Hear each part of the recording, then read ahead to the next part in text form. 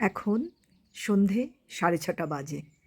সন্ধে এই কারণেই বলছি যে বেশ আলো কমে এসেছে। আমরা বিনসারে হোটেলে আছি এবং এই হোটেল থেকে বেশ বেলা করে একটা পরিস্থিতিটা দেখিয়েছিলাম। বিনসারে আসার পর দিনের আলোয় এখানকার সৌন্দর্যটা একবার দেখিয়েছিলাম। এখন এই যে সূর্যটা ঢলে পড়ছে সেই ভিডিওটা আর একবার করছি। অপূর্ব লাগছে দেখতে। আমরা একটু 3 তলার উপরে একটা হোটেলে আছি। সেই হোটেল থেকে এরকম দেখা যাচ্ছে পুরো প্রাকৃতিক সৌন্দর্যটা।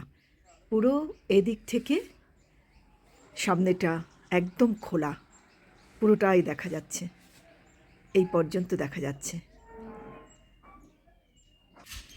এতক্ষণ আমি রুম থেকে ভিডিওটা করছিলাম, এবার আমি রুমের বাইরে এসে এই জায়গাটা থেকে ভিডিওটা করছি। দেখুন বন্ধুরা, কি অপূর্ব সূর্য অস্ত যাচ্ছে। আরেকটু হলে আমার মিস হয়ে যাচ্ছিল, আমি বুঝতেই পারিনি যে এইখানটায় এত সুন্দর দেখা যাচ্ছে। আমরা আছি বিনসারে, বিনসারের সূর্যাস্ত।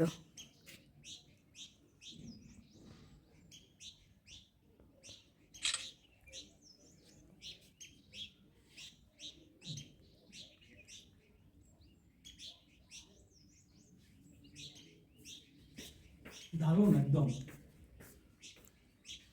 তবে ক্যামেরাতে যা দেখা যাচ্ছে খালি চোখে কিন্তু আরো ব্রাইট লাগছে।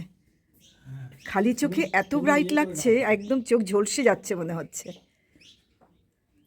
রংটা ভালো বোঝা যাচ্ছে। হ্যাঁ, দারুণ। এবার নামছে, আকাশটা এত সুন্দর হয়ে আছে আকাশটা। আর এই পাইন ফরেস্ট, তার পেছনে পাহাড়, সে পাহাড়ের গায়ে ডুবে যাচ্ছে। পশ্চিম আকাশে পাহাড়ের গায়ে সূর্য আস্তে আস্তে নিজের রং খেলিয়ে দিয়ে ডুবে যাচ্ছে।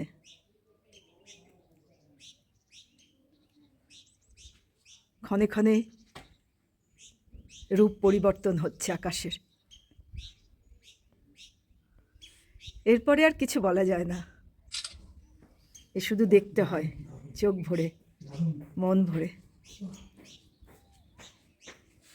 দারুণ দারুণ দারুণ।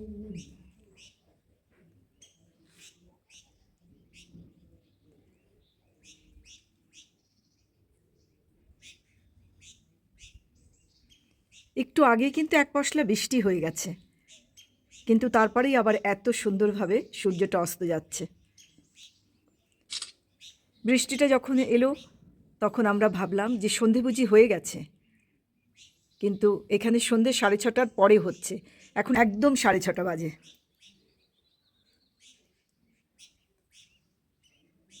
জাস্ট একটু চিকচিক করছে, এইবার একদম শেষ হয়ে গেল।